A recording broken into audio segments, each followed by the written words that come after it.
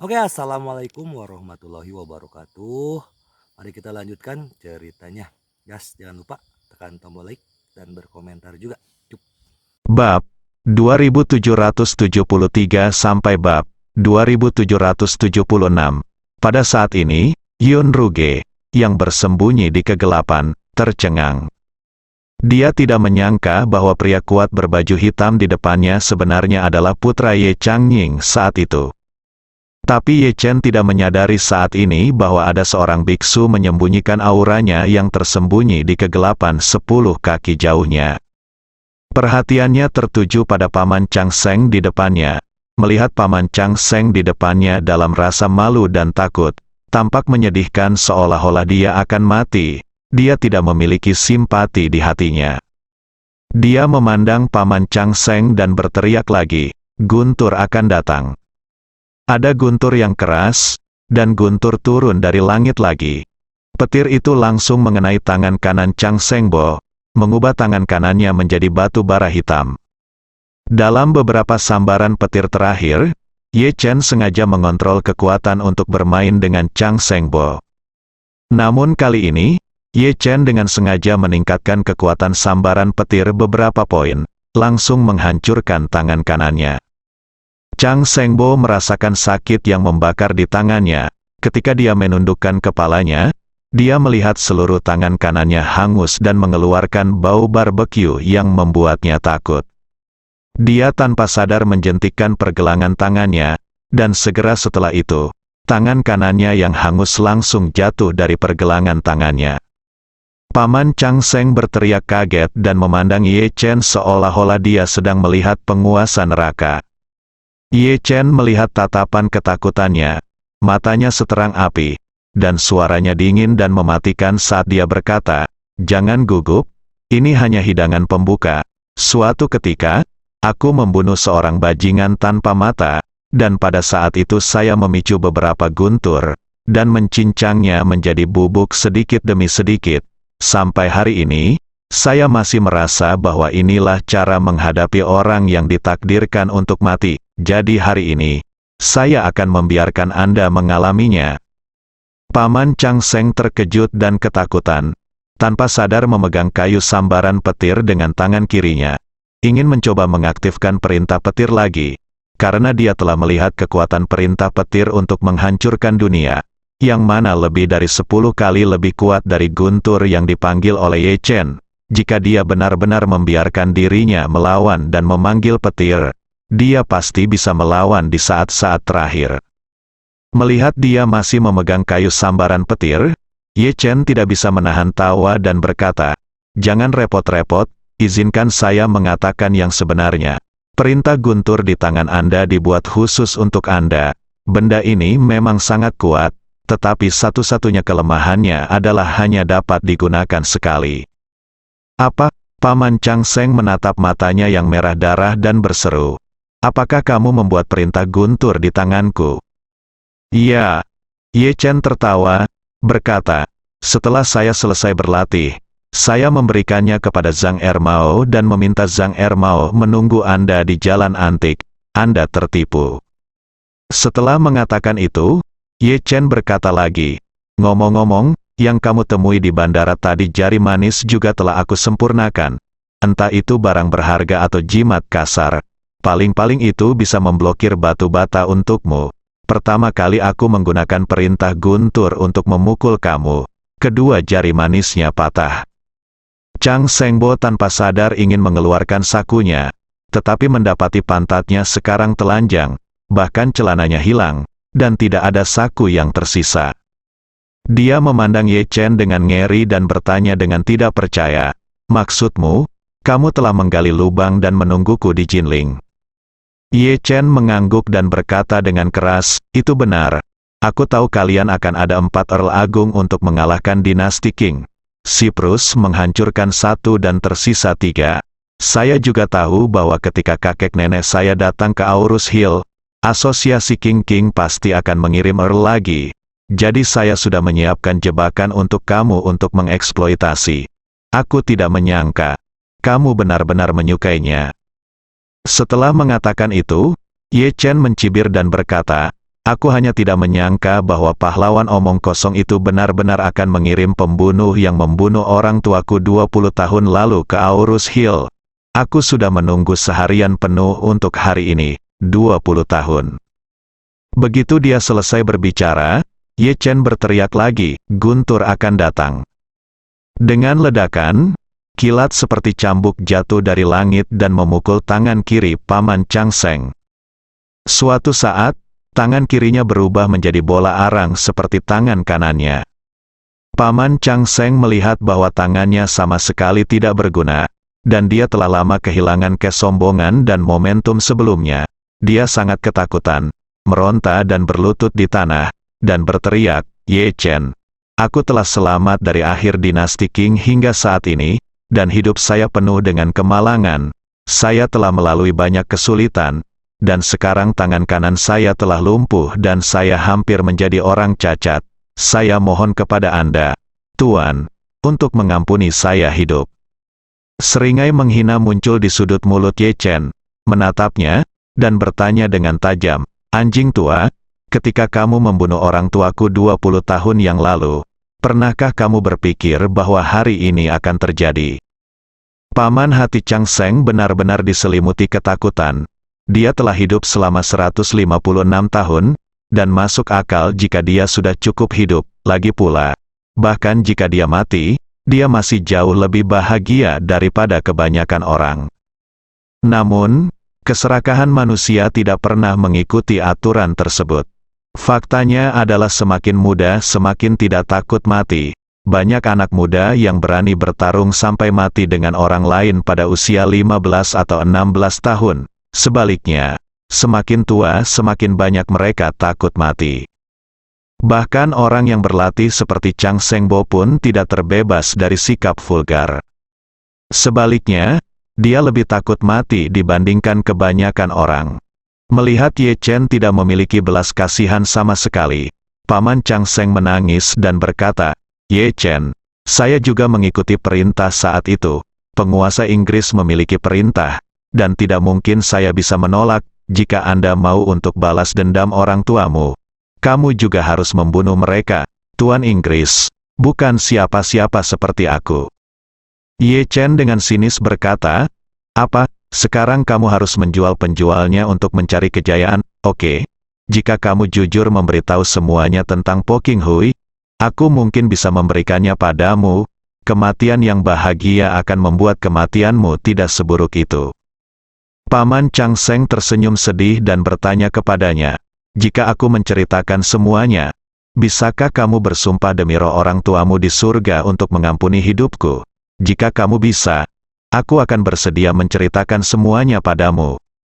Bagi Paman Chang Seng, 1 hari lagi untuk hidup hanyalah 1 hari lagi.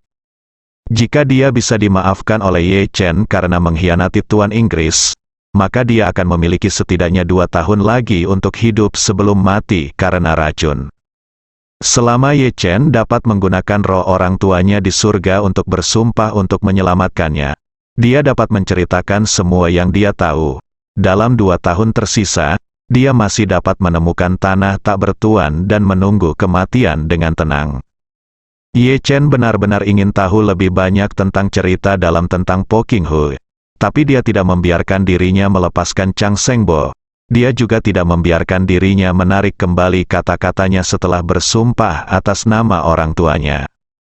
Oleh karena itu, dia langsung menolak tanpa ragu-ragu. Entah kamu mengatakannya hari ini atau tidak, aku tidak akan membiarkanmu hidup. Jika kamu mengatakannya, kamu bisa mati lebih mudah. Jika kamu tidak mengatakannya, aku akan membiarkan kamu mencicipi semuanya sakitnya. Mati.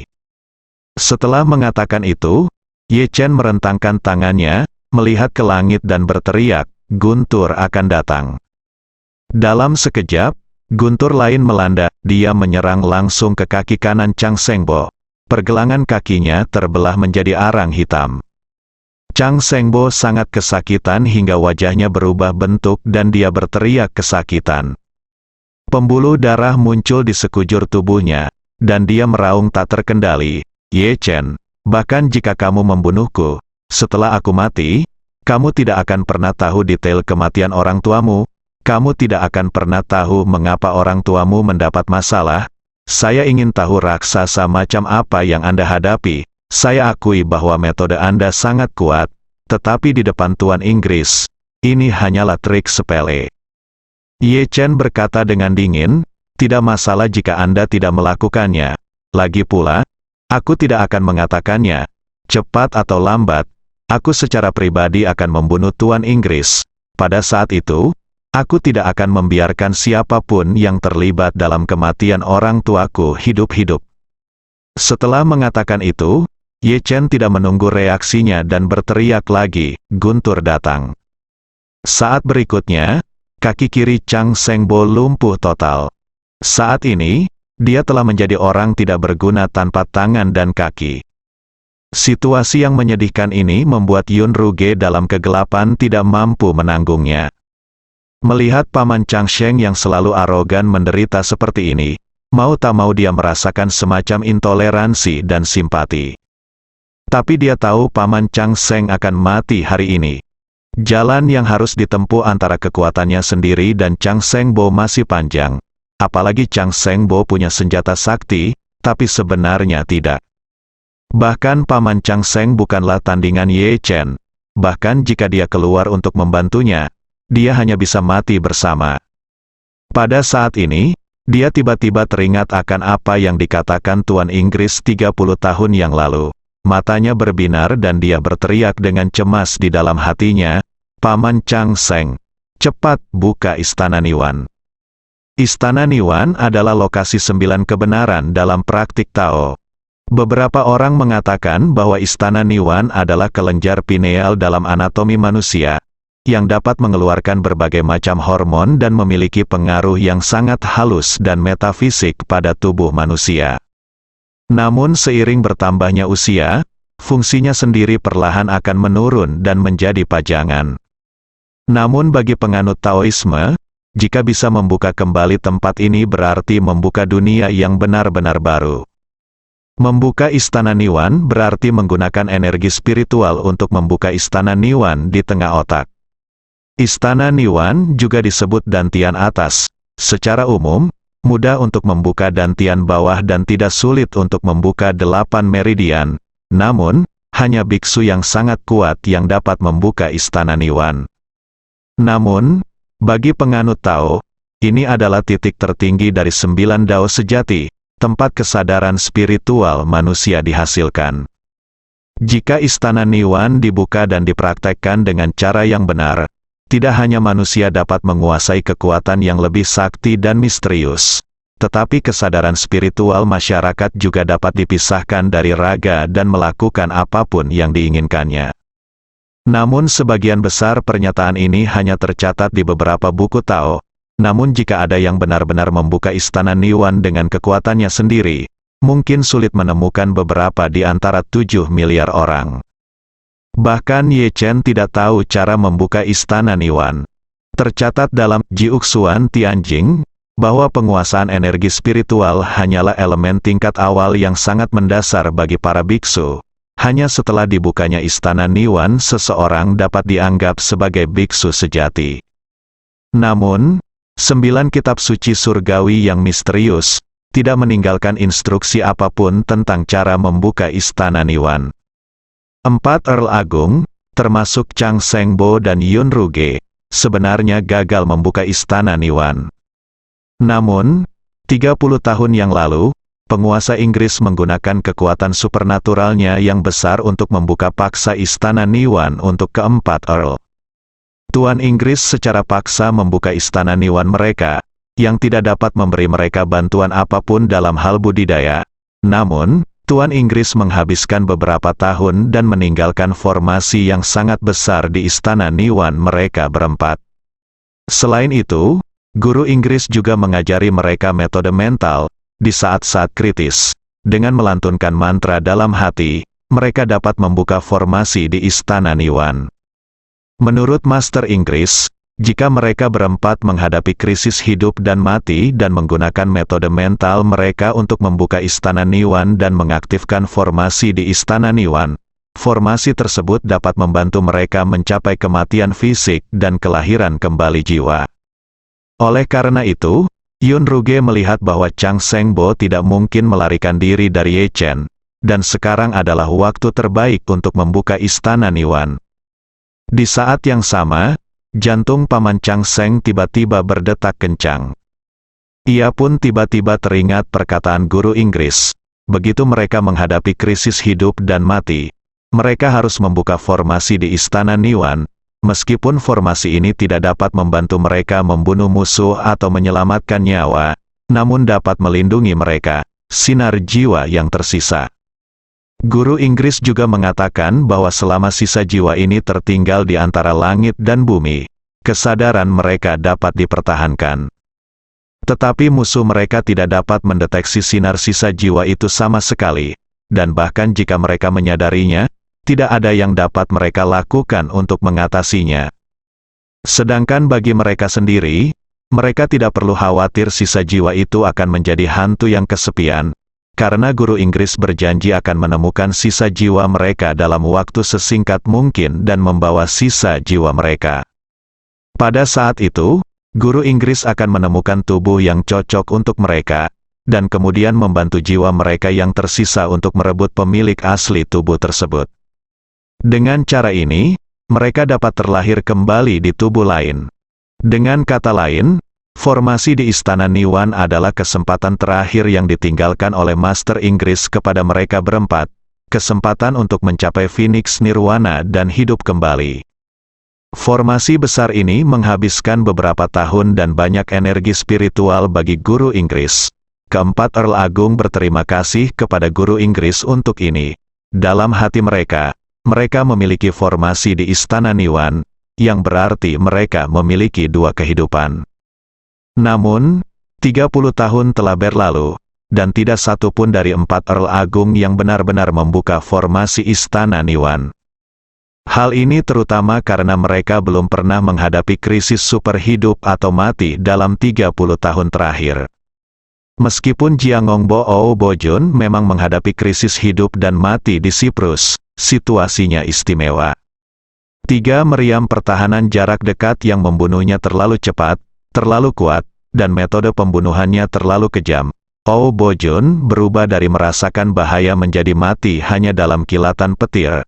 Dia bahkan tidak memikirkan Inggris tentara 30 tahun yang lalu Istana Niwan dibuka untuk mereka oleh Tuhan.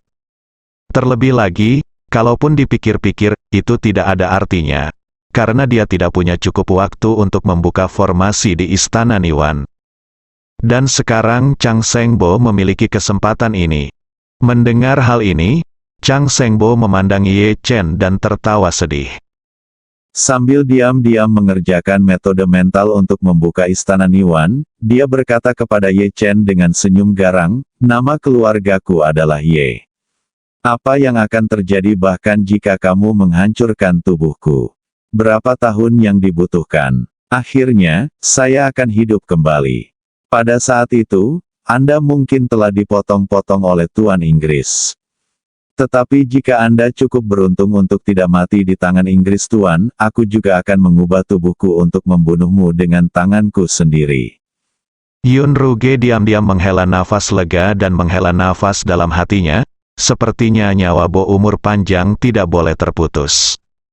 Mendengar ini waktu, Ye Chen mengerutkan kening dan bertanya kepadanya, apakah kamu berencana untuk kembali setelah reinkarnasi? Haruskah aku membalas dendam?" Paman Chang Seng tertawa, mengertakkan gigi dan berkata, "Ya, sepertinya kamu belum menguasai rahasianya keabadian. Jika Anda telah menguasainya, bagaimana mungkin Anda bahkan tidak tahu cara merebut tubuh dan dilahirkan kembali? Hahaha. Setelah hari ini, guru Inggris pasti akan membentuk kembali tubuh emas saya untuk saya, dan ketika saya pulih, saya akan datang ke kamu untuk membalas dendam." Ye Chen jelas merasakan bahwa lelaki tua di depannya mengalami perubahan besar dalam kondisinya. Suatu detik dia takut mati dan memohon ampun, namun detik berikutnya dia tiba-tiba merasa bermurah hati dan menantikan kematian, bahkan seolah-olah dia tidak takut mati sama sekali, melainkan mulai menantikannya. Dan Ye Chen tidak salah, Chang Sengbo benar-benar menantikan kematian. Tubuh fisiknya saat ini telah dihancurkan oleh Ye Chen dan berubah menjadi orang yang tidak berguna. Bahkan jika dia selamat, dia hanya bisa menghabiskan sisa hidupnya dengan berbaring di tempat tidur. Setelah istana Niwan dibuka, secerca sisa jiwanya akan bisa lepas dan terlahir kembali dalam tubuh yang muda dan kuat, tentunya membutuhkan waktu kurang dari beberapa dekade untuk kembali ke tingkat kultivasinya saat ini. Karena itu, saat ini, dia siap mati. Pada saat yang sama, metode mentalnya selesai dalam kesadaran spiritualnya, istana Niwan terbuka seketika, dan formasi yang telah tertidur selama 30 tahun tiba-tiba mulai bergerak secepat alam semesta kecil. Chang Sengbo tertawa terbahak-bahak, mengabaikan darah yang muncrat dari mulutnya. Dia menatap Ye Chen dengan matanya, dan tertawa penuh semangat dan galak. Istana Niwan terbuka, istana Niwan terbuka. Ye Chen, ingat ayo, aku, Su Changqing, pasti akan membalas dendam hari ini darimu 1000 kali atau 10.000 kali dengan tanganku sendiri di masa depan. Ye Chen tidak tahu apa yang dia lakukan, tetapi intuisinya mengatakan kepadanya bahwa dia harus bertarung dengan cepat. Jadi dia segera berteriak. Guntur petir setebal lengan tiba-tiba jatuh dari langit dan langsung menyambar topi Tianling milik Chang Sengbo. Ye Chen belum pernah meminta Thundering Order untuk melakukan yang terbaik sebelumnya, tapi kali ini, dia sudah menjadi pembunuh. Dalam kondisi Chang Sengbo saat ini, guntur ini pasti akan langsung membunuhnya. Namun yang aneh adalah ketika guntur yang sangat dahsyat itu menghantam langsung ke kepala Chang Sengbo. Hal itu tidak menimbulkan bahaya apapun padanya. Ye Chen mengerutkan kening saat ini, dia tiba-tiba menemukan bahwa sepertinya ada energi luar biasa yang mengalir dengan cepat di tubuh Chang Sengbo. Kekuatan semacam ini berada di luar pengetahuannya. Yun Ruge, yang berada dalam kegelapan, tidak melihat sesuatu yang aneh. Ketika dia mendengar kata-kata Paman Chang Seng, dia tahu bahwa Paman Chang Seng telah membuka istana Niwan, dan dia merasa lega. Meskipun dia tidak berurusan dengan Paman Chang Seng, setelah Paman Jian Gong meninggal, dia merasa bibirnya sekarat dan giginya dingin.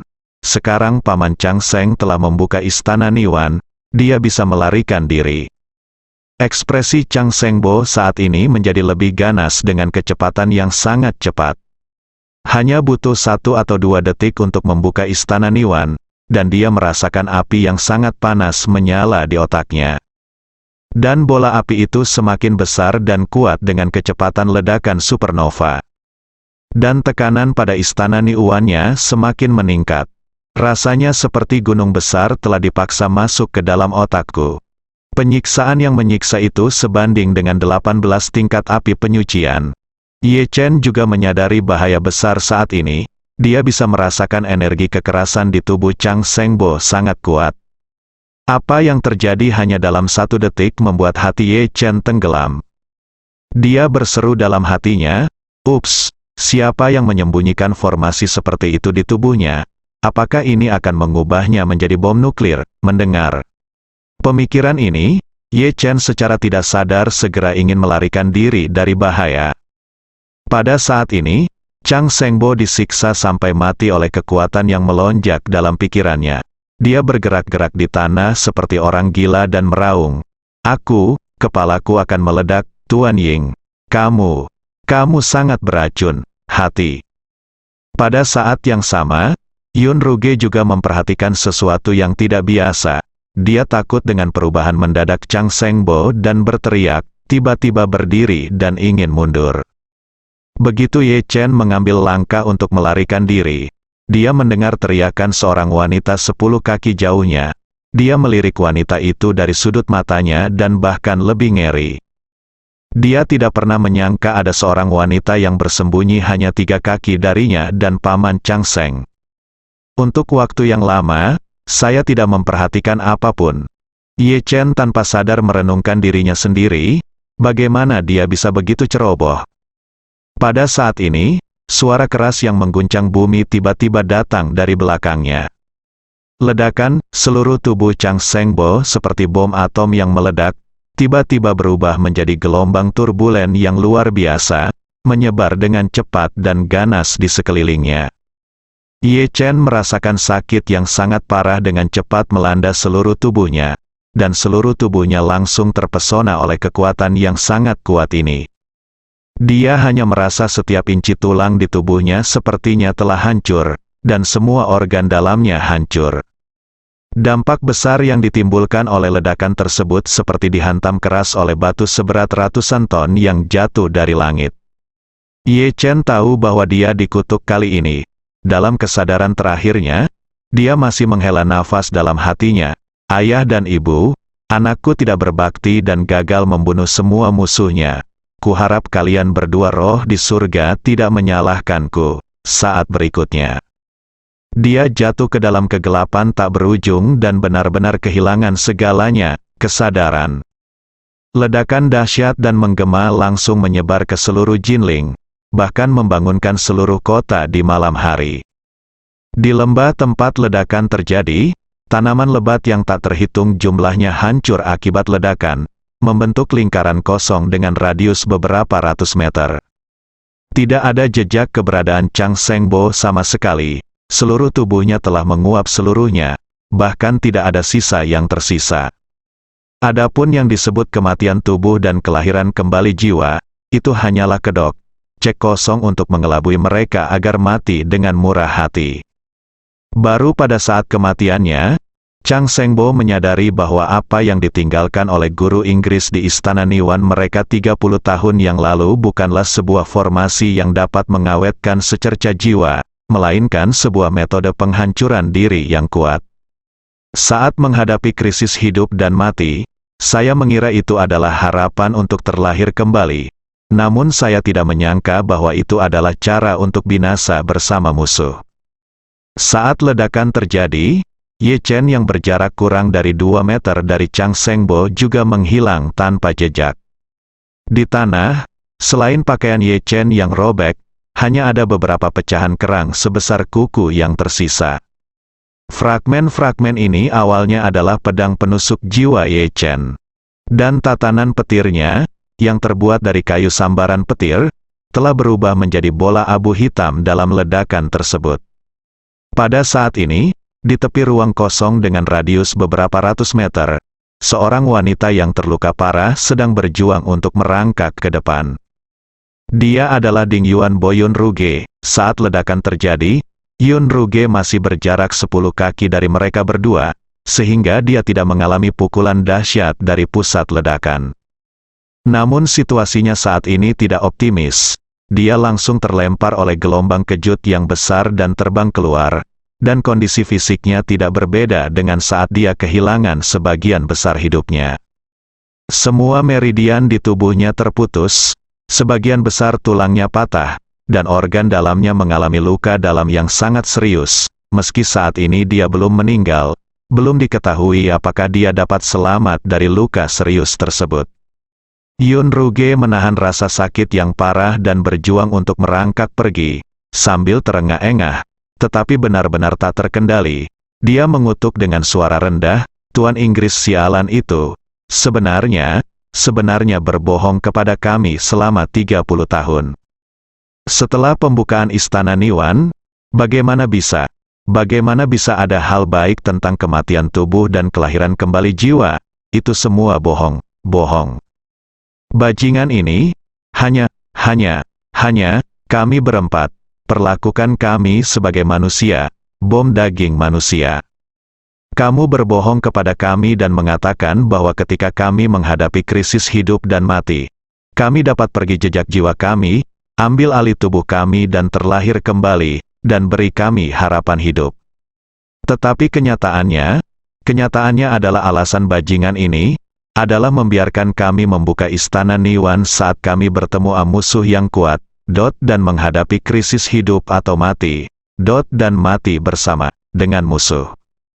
Langkah ini benar-benar terlalu pintar, karena musuh yang bisa mendorong kita ke jalan buntu, pasti akan menimbulkan ancaman besar bagi bajingan itu dan seluruh masyarakat Poking.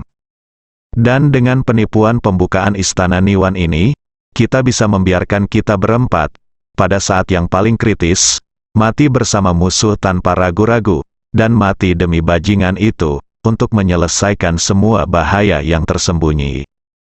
Tuan Ying, Tuan Chang Seng, Anda benar-benar terlalu jahat memikirkan hal ini. Dia tidak bisa menahan diri untuk tidak bergumam. Kami berempat telah bekerja untuk Anda selama bertahun-tahun, tetapi Anda tidak pernah memperlakukan kami sebagai manusia.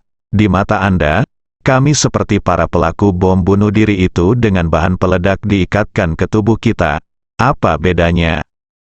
Yun Ruge mengertakkan gigi dan terus merangkak menuju kejauhan. Dia tahu bahwa hari ini, ketika Paman Chang Seng meledakkan istana Niwan, dia dan Ye Chen sama-sama tewas, dan ini adalah kesempatan terbaiknya untuk menghilang. Sampai hari ini, dia tidak mau lagi kembali ke masyarakat Poking, apalagi terus mengabdi kepada Tuan Inggris, karena menurutnya orang ini sangat menakutkan. Jika dia tetap bersama orang ini, nasibnya mungkin tidak akan ada. Lebih buruk dari Chang Seng berapa banyak yang diberikan Bokiang. Daripada melakukan hal ini, lebih baik mengambil kesempatan untuk menghilang dari dunia, menunggu lukanya sembuh, lalu mencari tempat yang cocok untuk hidup mengasingkan diri, dan menjalani sisa 2 tahun yang tersisa. Baginya, hidup bebas selama 2 tahun jauh lebih baik daripada kembali tinggal bersama Tuan Inggris selama 200 tahun lagi. Dengan pemikiran ini, dia menahan rasa sakit yang parah dan terus merangkak lebih jauh ke dalam gunung. Waktu kembali ke 3 menit yang lalu. Hotel pemandian air panas Camp Elises tidak jauh dari lokasi ledakan. Keluargaan telah diatur oleh Hong Wu untuk tinggal di sebuah villa di lereng gunung yang sebelumnya mereka tinggalkan. Ada semburan guntur tidak jauh dari sana, dan seluruh keluarga merasa bahwa guntur itu tidak biasa. Semua orang tampak khawatir dan cemas, terutama lelaki tua An Kishan, yang mondar-mandir di dalam ruangan dengan cemas dan tidak bisa berhenti sejenak. Melihat ini, Hong Wu buru-buru melangkah maju untuk menghiburnya. Jangan khawatir, Pak Tua, Tuan Ye sangat kuat. Semburan guntur ini pasti guntur yang dipanggil oleh Tuan Ye. Diperkirakan pembunuhnya telah dipotong menjadi abu oleh Tuan Ye. Seorang Kishan bergumam, kamu bilang Cener bisa memanggil guntur. Tentu saja, Hong Wu mengangguk dengan berat dan berkata dengan ekspresi terpesona, Guru Tuan Ye, aku sangat beruntung saya telah melihatnya beberapa kali. Ketika guntur datang, langit tertutup awan gelap, kilat menyambar, dan guntur jatuh dari langit, memekakkan telinga dan bumi berguncang, bagaikan dewa yang turun dari langit. Ini, semua orang di keluargaan tercengang, dan An Kishan juga tampak ngeri. Bagaimana ini mungkin? Hong Wu terkekeh, hei, orang tua, mengapa ini tidak mungkin? Alasan mengapa menurutku itu adalah tidak mungkin adalah karena saya tidak memahami misterinya. Guru Ye berkata, memanggil guntur adalah fungsi dari formasi. Dari pemahaman pribadi saya, formasi tidak berbeda dengan energi atom. Siapa yang akan memberitahu orang-orang 100 tahun yang lalu bahwa hanya sepotong radioaktif dibutuhkan bahan sebesar telapak tangan untuk membuat energi atom? Dia tidak berpikir bahwa mungkin untuk meruntuhkan sebuah kota hingga rata dengan tanah. Seorang Kishan bingung ketika mendengar ini, dan wanita tua di sampingnya tidak bisa menyembunyikannya. Khawatir dan berkata, saya khawatir tentang keselamatan Cener, Tuan Hong. Bisakah Anda membantu saya, atur helikopter untuk bergegas dan melihat, jika Cener membutuhkan bantuan, kami juga dapat mendoakan bantuannya. Hong Wu berkata dengan cepat, Nyonya tua, Tuan Ye secara khusus memberitahumu bahwa setelah membawamu keluar, tidak ada yang bisa membantu, dan tunggu saja di sini sampai dia kembali. Setelah itu, Hong Wu berkata, untuk sejujurnya, ada ratusan prajurit di hotel sumber air panas di kaki gunung, dan mereka semua sangat kuat, dan bahkan mereka tidak dapat membantu Tuan Ye, apalagi kami.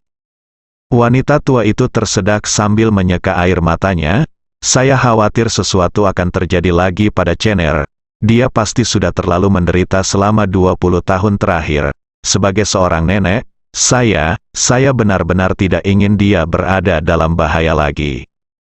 Seorang Kishan dengan lembut menepuk punggung wanita tua itu dan menghibur. Kamu tidak perlu terlalu khawatir. Chener adalah orang yang cakap sekarang, dan dia tidak lagi bersama kita. Bahkan jika kita ingin membantunya, kita tidak bisa melakukan apapun untuknya. Jadi kita harus mengikuti instruksi Chener dan menunggu dengan sabar di sini. Segera. Setelah dia selesai berbicara, terjadi ledakan yang menghancurkan bumi di luar villa, dan suara keras mengguncang plastik, laminasi temperet gelasnya pecah. Semua orang berjongkok di tanah tanpa sadar. Setelah ledakan, wanita tua itu tiba-tiba merasakan sakit yang menusuk di hatinya, dan menangis dan bertanya, apa yang terjadi tadi? Chener, apakah dia akan baik-baik saja? Jantung Hongwu berdetak kencang, dan dia tiba-tiba panik. Dia secara pribadi melihat Ye Chen memanggil Guntur. Dia tahu bahwa ledakan besar tadi bukanlah gerakan Guntur. Jadi, dia berteriak, saya akan memeriksanya. Setelah mengatakan itu, dia segera bergegas keluar pintu dengan panik.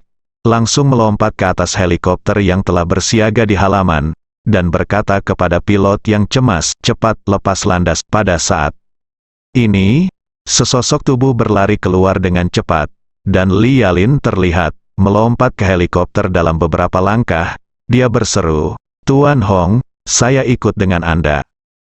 Hongwu berkata dengan cepat, Inspektur Li, saya telah diperintahkan oleh Tuan Ye untuk melindungi keselamatan Anda dan keluarga An. Anda harus tetap di sini. Li Yalin menggelengkan kepalanya dan berkata, Tuan Hong, jangan lupa, saya seorang polisi, jika ada kecelakaan apapun, tidak ada yang lebih profesional dari saya dalam mensurvei lokasi. Hongwu berpikir sejenak, dia setuju dan berkata, kalau begitu terima kasih atas kerja kerasnya, Inspektur Li. Setelah itu, dia berkata kepada pilot, lepas landas. Helikopter meningkatkan kecepatannya dan bangkit, membawa mereka berdua menuju Wan Liu Villa, berangkat. Ketika mereka mendekati Villa Wan Liu, Hongwu sudah bisa melihat lingkaran aneh kosong di lembah di kejauhan melalui sinar bulan. Jadi, dia segera menunjuk ke area kosong dan berkata kepada pilot, cepat, terbang ke sana. Pilot mengendalikan helikopter untuk terbang ke lembah aneh dengan kecepatan tinggi. Setelah semakin dekat, Hongwu dan Li Yalin menemukan bahwa lingkaran ini area kosong sudah menjadi bagian dari bumi yang hangus, dan tumbuh-tumbuhan di sekitarnya, semuanya berjatuhan ke pinggiran lingkaran. Dikombinasikan dengan ledakan dahsyat tadi, keduanya berspekulasi bahwa area kosong melingkar ini mungkin disebabkan oleh ledakan tadi, dan titik pusat ledakan adalah pusat lingkaran. Hati Hongwu tiba-tiba naik ke tenggorokannya, dan dia tiba-tiba memiliki intuisi yang buruk. Dengan gugup, dia dengan cepat berkata kepada pilot, turun dengan cepat. Li Yalin berseru, lebih baik tidak mendarat di tengah. Jangan sampai petunjuk apapun di tanah dihancurkan oleh angin kencang dari helikopter. Hongwu mengangguk dan berkata kepada pilot, kalau begitu, mendarat saja di tepian. Pilot segera menghentikan helikopternya di tepi area kosong berbentuk lingkaran. Li Yalin hanya berpikir untuk tidak menghancurkan petunjuk titik pusat ledakan. Namun yang tidak disangkanya adalah lokasi di mana Hongwu meminta pilotnya untuk mendarat ternyata adalah area di mana Yun Ruge merangkak menjauh dari kejadian tersebut. Angin kencang yang ditimbulkan oleh helikopter tersebut benar-benar menghapus jejak yang ditinggalkan oleh Yun Ruge dalam sekejap, instan. Saat ini, Hongwu yang sedang gelisah sudah membuka pintu dan melompat keluar sebelum helikopter benar-benar berhenti, diikuti oleh Li Yalin.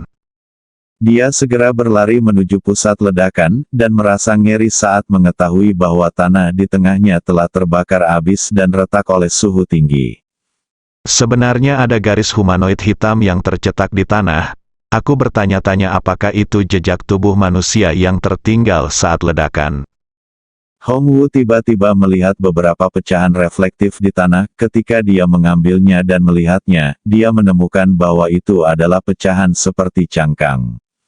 Seketika ia teringat bahwa Ye Chen pernah membeli Tridakna dengan harga tinggi di atas 100 juta di pelelangan. Lelang itu cukup membuat heboh Jinling.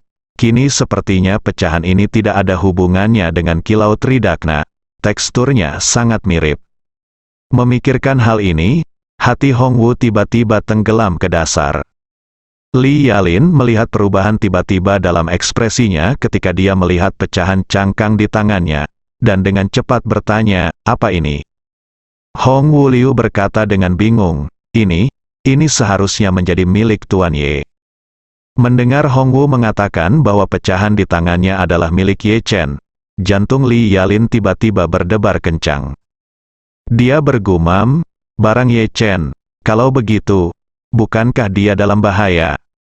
Saat dia mengatakan itu, dia dengan cepat menundukkan kepalanya dan dengan hati-hati melihat jejak yang ditinggalkan oleh ledakan. Dengan mengamati arah gelombang kejut ledakan, dia kemudian melihat lebih banyak pecahan kerang di tanah. Wajahnya pucat, dan dia berbisik, "Barang-barang Ye Chen sangat dekat dengan pusat ledakan. Lalu ketika ledakan terjadi, bukankah dia yang pertama menanggung bebannya?" Ketika Hong Wui mendengar ini, air mata mengalir dari matanya. Dia tidak dapat mempercayainya. Dia berkata kepada Li Yalin, "Inspektur Li, Tuan Ye sangat kuat. Ledakan semacam ini seharusnya tidak menyakitinya, bukan?" Li Yalin berjongkok di tanah, menggali sebidang tanah hitam kering dari tanah, menggosoknya dengan keras, lalu meletakkannya di bawah hidungnya dan menciumnya, dan berkata dengan cemas, "Untuk bisa membakar tanah seperti ini, suhu di tengahnya ledakannya harus minimal 3000 derajat Celcius. Berdasarkan asumsi ini, hasil ledakan paling sedikit 1 atau 2 tonton. Setara dengan itu, bahkan jika tangki di sebelahnya juga akan hancur berkeping-keping. Manusia dibuat dari daging dan darah. Karena begitu dekat, saya takut bencana." Brengsek, kaki Hongwu melunak dan dia segera jatuh ke tanah. Dia mengabaikan rasa sakit. Dia meninju tanah yang keras dan gelap dan tersedak. Tidak mungkin, Tuan Ye Jiren memiliki takdirnya sendiri, dan sama sekali tidak ada kemungkinan terjadi kecelakaan. Li Yalin terdiam sejenak dan berkata, "Saya akan melihat-lihat, mungkin saat saya meledak, bukan tidak mungkin gelombang kejut dihasilkan akan terguncang." Hongwu segera bangkit, menyeka air matanya dengan lengan bajunya, dan berkata, "Aku akan pergi juga, ayo pergi ke arah yang sama." Li Yalin berkata, "Sebaiknya kamu mencari beberapa pembantu. Kemarilah." Radius jangkauan ledakan beberapa ratus meter, luar angkasa lebih besar, dan jarak pandang rendah. Tidak mungkin bagi kita untuk melakukannya sendirian. Bukankah kamu bilang ada banyak prajurit di Camp Elises Hot Spring Hotel? Temukan orang yang paling dapat diandalkan untuk membantu." Hongwu sadar dan berkata dengan cepat, "Oke." Setelah itu, dia mengeluarkan ponselnya dan ingin menelepon. Tetapi ternyata ponsel itu sinyalnya diblokir. Jadi dia berkata, "Detektif Li, tunggu aku akan kembali." Li Yalin dengan cepat mengatakan kepadanya, "Ingat, jangan beritahu keluargaan dulu, aku khawatir mereka tidak akan bisa untuk menanggungnya." "Oke," Hongwu berkata, "saya akan pergi ke hotel untuk mencari seseorang, bukan villa di lereng gunung." Setelah itu, dia bergegas ke hotel. Hal pertama yang saya katakan setelah naik helikopter adalah, pergi ke hotel. Beberapa menit kemudian, helikopter mendarat di alun-alun hotel. Saat ini, semua orang di hotel pemandian air panas Camp Elises dibangunkan oleh suara keras tadi. Tetapi mereka tidak tahu bahwa suara keras tadi sebenarnya ada hubungannya dengan Ye Chen. Begitu Hongwu turun dari helikopter, Chen Zekai buru-buru mendatanginya dan bertanya dengan gugup, "Hongwu, apa yang kamu lakukan terbang bola-balik, apa terjadi sesuatu?" Mata Hongwu Hong menatap berlinang air mata dan dia tercekat. "Chen tua, sesuatu terjadi pada Tuan Ye." "Apa?" Chen Zekai bertanya dengan kaget. "Apa yang terjadi padanya, Tuan?" "Saya tidak tahu." Hongwu tidak bisa menahan air matanya. Dia berhenti dan terisak. "Hidup atau mati Tuan Ye tidak pasti sekarang." cepat dan temukan beberapa orang yang dapat dipercaya untuk mengikuti saya dan membantu menemukan keberadaan Tuan Ye. Chen Zekai hanya merasa pusing di dalam otaknya. Lalu dia dengan cepat menenangkan diri dan berseru, "Saya akan mencari Nona Ruoli. Di antara orang-orang ini, keluarga He adalah yang paling lama bersama Tuan Muda. Mereka pasti yang paling bisa dipercaya." Kata Hongwu dengan cepat, "Jangan biarkan beritanya bocor. Ada banyak orang di sini di Istana Wanlong. Saya takut pada mereka. Mengetahui bahwa sesuatu terjadi pada Tuan Muda, dia akan berpikir dua kali." "Itu tidak benar, kan?" Chen Zekai berkata, "Wan Pojun berada di Gunung Yeling, tapi dia bersumpah setia kepada Tuan Muda." Hongwu menggelengkan kepalanya dan berkata, "Itulah yang saya katakan. Tapi bagaimanapun juga, Wan Pojun dan Tuan Ye memiliki perselisihan keluarga. Pada saat kritis, kita harus lebih berhati-hati, dan kita tidak bisa membawa begitu banyak orang ke sana. Jangan lupa, Tuan Muda juga memiliki musuh yang kuat, Po King Hui. Jika berita ini menyebar, saya khawatir Tuan Muda identitasnya akan terungkap ke dunia luar." Chen Zekai mengangguk dan berkata, "Kalau begitu cari saja keluarga He." Saat ini, Suruoli sedang bermeditasi di dalam ruangan. Chen Zekai mengetuk pintu, dan Suruoli membuka matanya dari kesurupan. Ketika dia membuka pintu dan melihat Chen Zekai, dia bertanya dengan rasa ingin tahu, "Tuan Chen, apa yang Anda inginkan dari saya?" Chen Zekai tidak mengatakan apa-apa, tapi mendekatkan layar ponsel ke miliknya sebelumnya. Ketika Suruoli melihat kata-kata di layar ponsel, air mata langsung mengalir di matanya. Bunyinya di layar, "Sesuatu terjadi pada Tuan Muda. Tolong jangan bersuara dan bantu kumpulkan keluarga He untuk mencari petunjuk bersama." Suruoli tidak berbicara, tetapi mengangguk dengan berat. Tak lama kemudian, lebih dari 10 anggota keluarga He berkumpul dengan tergesa-gesa, masuk ke helikopter, dan terbang kembali ke tempat kejadian terjadi. Ketika Suruoli melihat pemandangan mengerikan itu, hatinya terasa seperti terkoyak, dan dia tidak bisa menahan air matanya sama sekali. Namun dia tetap menyeka air matanya sambil mencari petunjuk di pinggiran area ledakan melingkar bersama keluarga He. Lebih dari selusin orang terus memperluas area pencarian, bahkan mencari dalam radius 1 kilometer dari pusat ledakan, namun tetap tidak menemukan jejak terkait Ye Chen. Sejak mereka mulai mencari, tidak ada satupun dari mereka yang mengucapkan sepatah kata pun, tetapi perasaan putus asa menyelimuti hati semua orang saat ini. Waktu kembali ke sebelum pertempuran antara Ye Chen dan Chang Sengbo. Di kolam air panas di halaman kecil di lantai atas Zijin Villa, semburan uap air mengambang di atas air. Di pemandian air panasnya yang jernih penuh dengan kelopak bunga yang mengapung. Saat sepasang tangan giok mengutak-atik kelopak bunga dengan lembut, permukaan air yang memantulkan sinar bulan langsung berkilau dan sungguh indah. Lin Waner, yang telah mengasingkan diri di halaman kecil selama beberapa hari dan belum meninggalkan rumah sakit, saat ini sedang berendam di kolam air panas di halaman dengan mata sedikit tertutup. Mata air hangat menutupi separuh tulang selangkanya, sementara bahu merah mudanya yang ramping dan mulus terlihat ke udara. Dia awalnya berencana untuk mandi di sumber air panas dan kemudian kembali ke kamarnya untuk beristirahat. Melihat malam hari ini sempurna, bulan cerah dan bintang-bintang cerah, tetapi dia tidak pernah berpikir bahwa tidak lama setelah dia mengambil mandi, guntur terdengar di kejauhan. Menurutnya, guntur semacam ini, seperti guntur yang mengguncang Jinling sebelumnya, terdengar agak tidak normal pada pandangan pertama dan sepertinya bukan disebabkan oleh perubahan cuaca. Dia tiba-tiba merasa tidak nyaman di hatinya, dan bergumam dengan gelisah, "Ups, mungkinkah guntur yang begitu lebat ada hubungannya dengan Ye Chen? Mungkinkah nasibnya malam ini?" Begitu dia memikirkan ini, dia menjadi tegang. Lalu ada ledakan besar lainnya, bergema di Gunung Ungu. Wajah Lin Waner menjadi pucat ketika dia ketakutan oleh ledakan itu, dan jantungnya tiba-tiba tampak tidak berbobot saat terangkat secara tiba-tiba.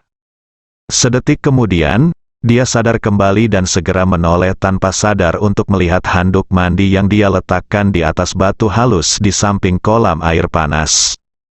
Dia mengulurkan tangan kanannya yang putih dan halus, mencoba menarik handuk mandinya. Namun saat ini, perubahan mendadak terjadi di kolam air panas. Semula ketinggian air hangat di kolam ini hampir seluruhnya sama dengan tepi kolam. Air panas segar perlahan-lahan disuntikkan dari air terjun di bebatuan, dan kelebihan mata air perlahan-lahan dialirkan bersama. Tepian kolam yang licin membentuk aliran air yang tipis. Ketinggian air dalam kolam selalu sedikit meluap. Namun saat ini, permukaan air di kolam air panas tiba-tiba melonjak. Sejumlah besar air muncul entah dari mana, dengan cepat menutupi tepi kolam, dan mengalir keluar sepanjang tepi seluruh kolam air panas. Nafas dan detak jantung Lin Waner bertambah cepat seketika. Matanya tertuju pada air di depannya, seolah menunggu sesuatu. Detik berikutnya, seorang pria tanpa pakaian di tubuhnya dan penuh bekas luka tiba-tiba muncul dari air. Lin Waner melihat wajah pria itu. Ye Chen lah yang seperti prajurit dewa yang turun dari langit di Eropa Utara dan menyelamatkannya dari api dan air. Bersambung.